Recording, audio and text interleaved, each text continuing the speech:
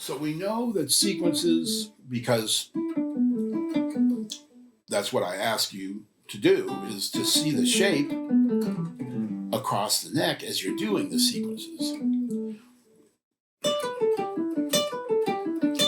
Why? Because when we improvise, we want access to all those notes. Okay. So that's what's happening. When I do this, I'm seeing this. And that's what you want to do, because that's how you're going to get to the notes of your cool solo.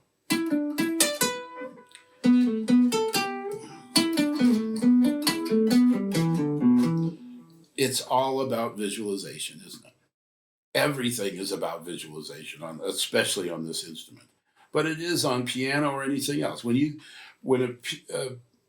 learning piano and you learn G major pentatonic, let's say, and you go up and down the keyboard, you're visualizing. You have to visualize what that looks like to do that.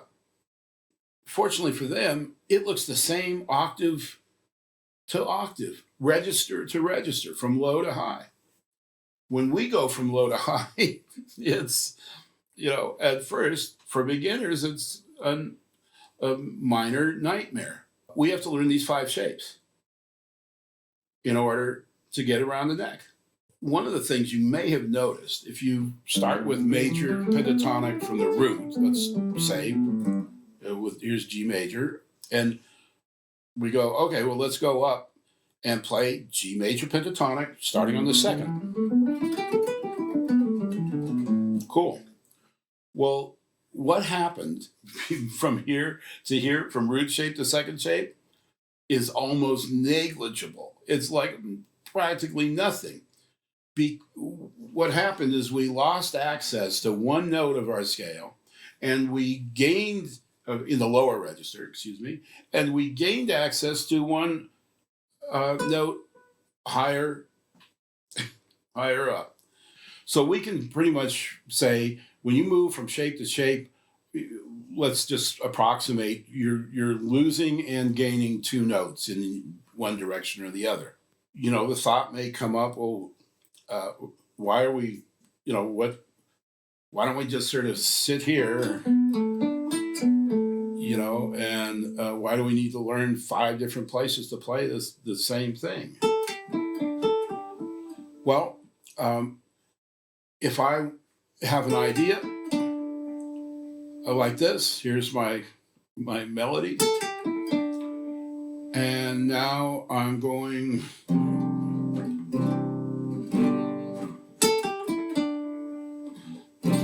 Well, that's the only place I'm going to be able to do this. We know that. Well, what if I wanted to play this sound and have my cool lick in front of it?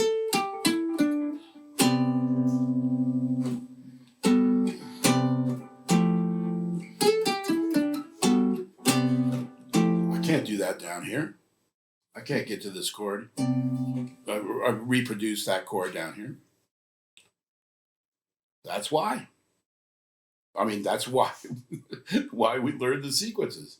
Why we learn how to play the same idea all over the neck. It's just mandatory. Okay? So as we do our sequences, we're developing a right hand because we keep an even note per string playing. I always just repeat this because it's necessary to remember. So we're building right hand technique, we're building left hand technique, getting used to small, isolated ideas like this. You can do this hundreds of thousands of times. I've done it millions of times. And you just do it every day. It's not like, oh, do I have to take out the trash again this week? It's, I'm doing this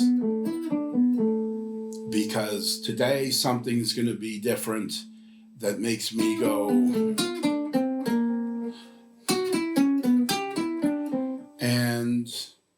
I'm going to be able to do that with ease because I've been doing it over and over and over again. Also, of course, we're developing our ear.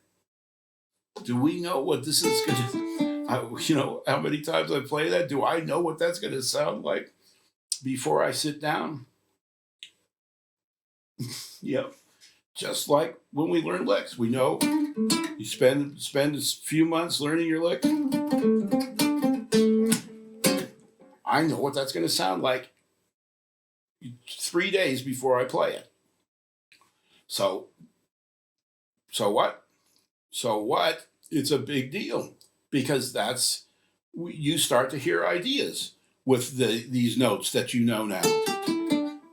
And you say, oh, I hear this.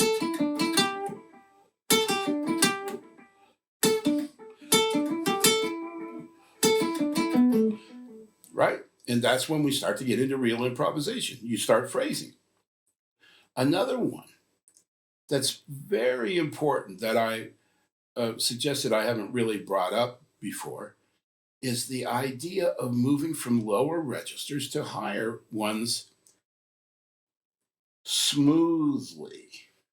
How do I put it? A smooth transition. Things that sound fluid, not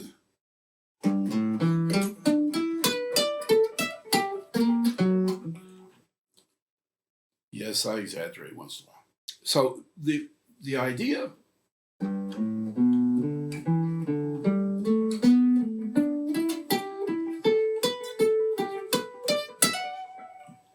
so I work on that all the time. I say I want to create a melody.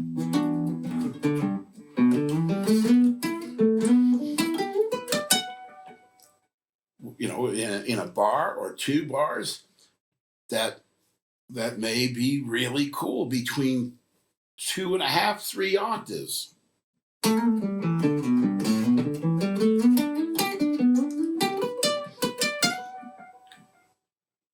I could do that all day, different. That's the work.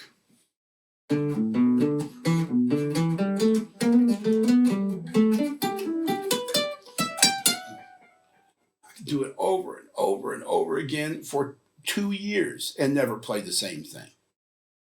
And it'd be fun. How am I doing that? How am I getting to that? Because I've been doing this. So the topic here is smooth transition from one register to another.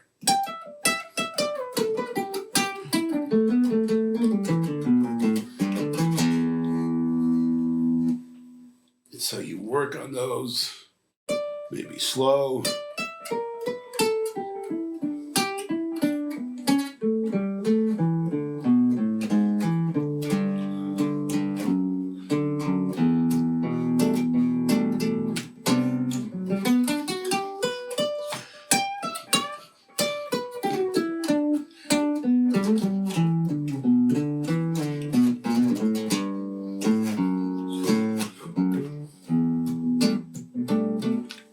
Again, just go hours doing that, and it's so much fun.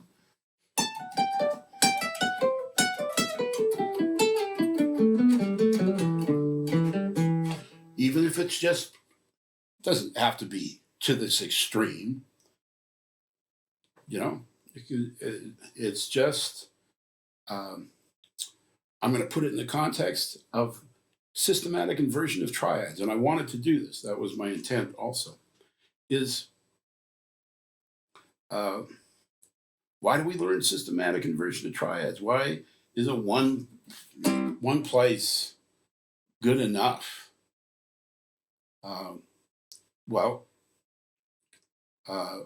One idea that I showed about when I was talking about playing a line here, well, there's certain shapes you can't create. If I've got a triad, let's say here's C major triad, and I want an F in the bass, beautiful sound, right? But I can't, I mean, that's the only place to create that. And something like this is the only place I can create that with these notes from this register.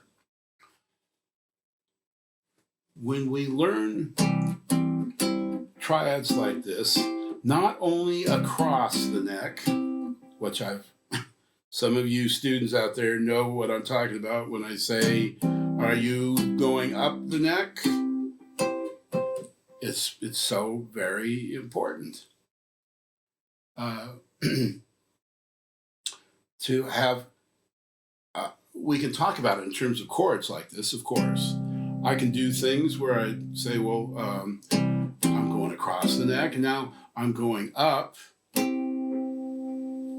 because I want to add a melody here.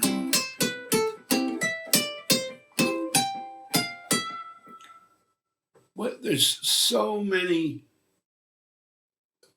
incredibly valid reasons to learn the shapes, not just across, but up and down the neck. And there's the point. I couldn't, this is so accessible this way.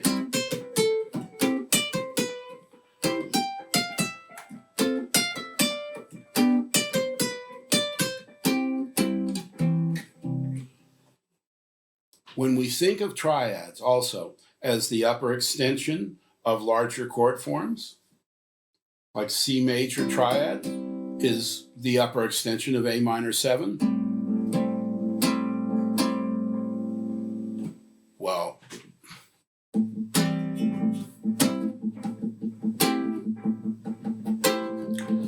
so the idea that I was doing here with a melody,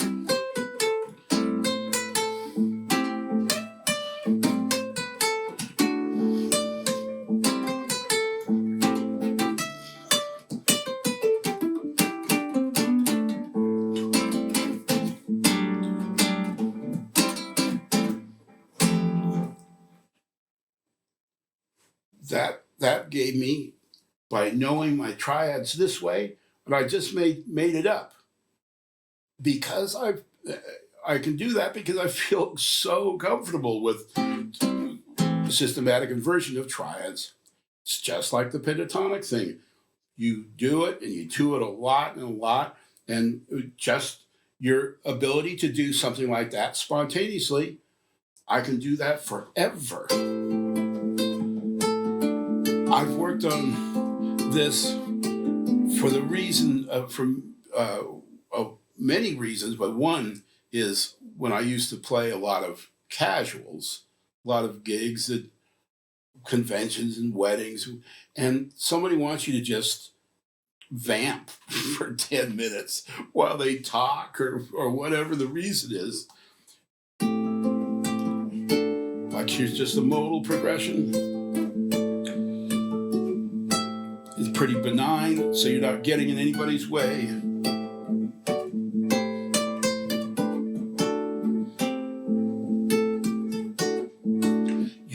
The idea of this, that's a quick modal progression, as introductions to a tune you may want to do. I could do this.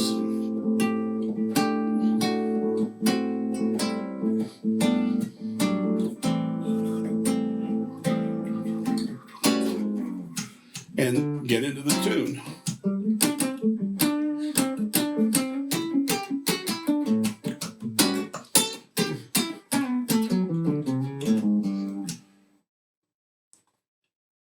So I know I'm going off a little bit in tangents here and there, just trying to show the reason to work on systematic inversion and these sequences is so you can smoothly transition into higher and lower registers and not be jumping all over the neck because you only know a couple of shapes of a chord or of a scale.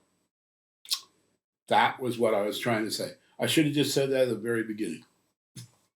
So I hope that helps.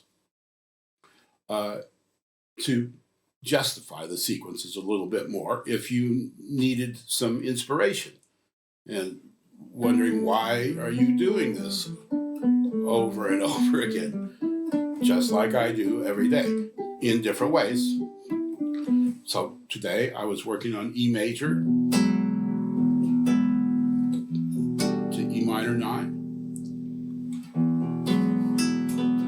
And I'm going through two keys areas here. So E major pentatonic to G major or E minor. And so I was thinking, wow, we could, let's create some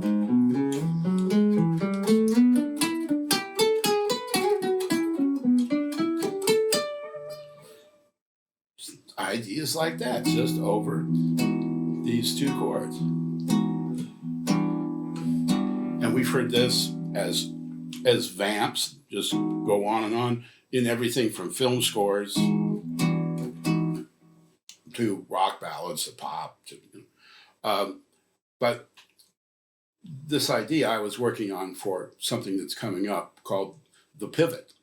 And it's so incredibly fun. And we look at chord changes in a whole different way. Momentary key changes in a completely different way.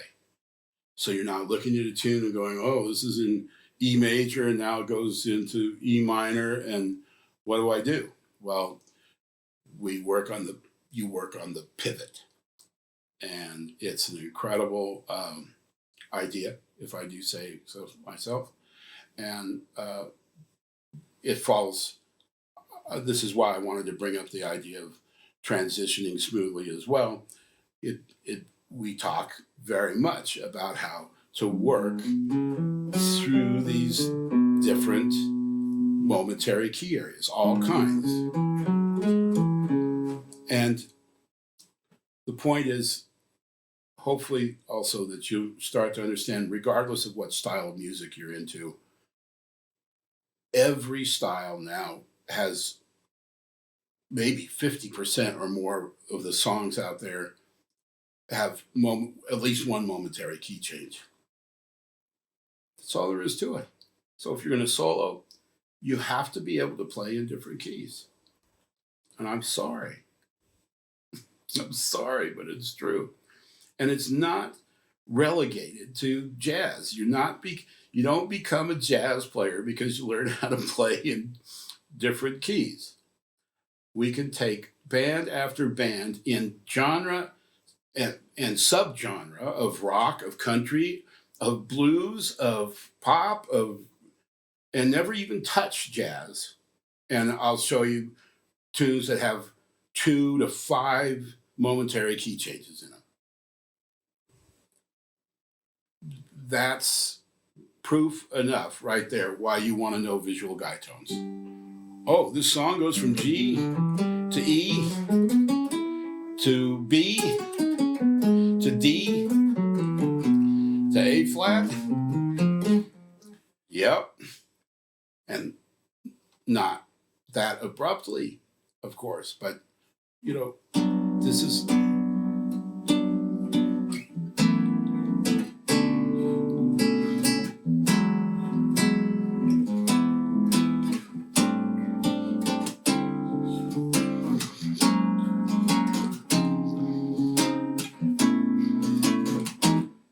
right?